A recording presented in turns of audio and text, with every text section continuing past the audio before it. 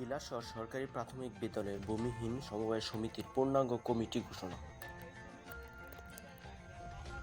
আজ 31শে মার্চ 2026 মঙ্গলবার বিকাল 3 গিলাসর সরকারি প্রাথমিক বিদ্যালয় মাঠে ভূমিহীন সমবায় সমিতির এক গুরুত্বপূর্ণ আলোচনা সভা অনুষ্ঠিত হয়। সভায় সভাপতি সহ সমিতির সকল সদস্যগণ উপস্থিত ছিলেন।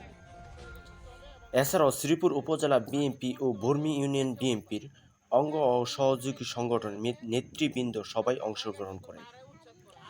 উক্ত সভায় প্রধান অতিথি হিসেবে উপস্থিত ছিলেন শ্রীপুর উপজেলা বিএনপির সদস্য সচিব খায়রুল কবির মণ্ডল আজাদ।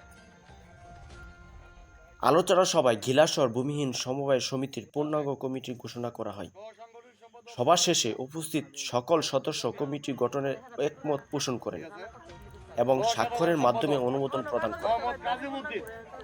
কমিটি সভাপতি পদে মোহাম্মদ আজিজুল হককে ঘোষণা করেন এবং সাধারণ সম্পাদক মোহাম্মদ মুর্শেদ আলমকে ঘোষণা করা হয়। বিস্তারিত ভিডিও।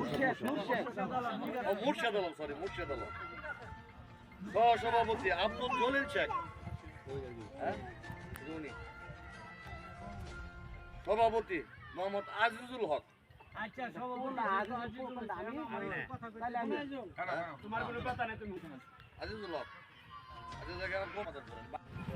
আমরা তানভীর সাহেবের আমলে দেখতাম গিলাস শহরের ইতিহাস মানুষ আর পাঁচটা টাকা পয়সা দাও, চাঁদা দাও, তোমাদেরকে জায়গা দেওয়া হবে, এইসব তাদের কাছে টাকা পয়সা যে পয়সা দিয়ে গেছি আঙ্গর দলিল হয়েছে না, তাগরটা হয়েছে। জায়গা পাইছি জায়গা পাওয়ার পরে এই জায়গা নাচ গুলো ঢালা, এই গপরে ঢালা আমার মানুষ মৃত্যু হয়ে গেছে, এখন কাজ হয়ে পাচ্ছি না।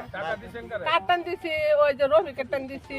ভিতরটা টাকা নেই, তখন তার লোক আর কেউই না, কিন্তু সেই আমার ঘুরাইতে বহুত 30,000 টাকার মতন গেছে।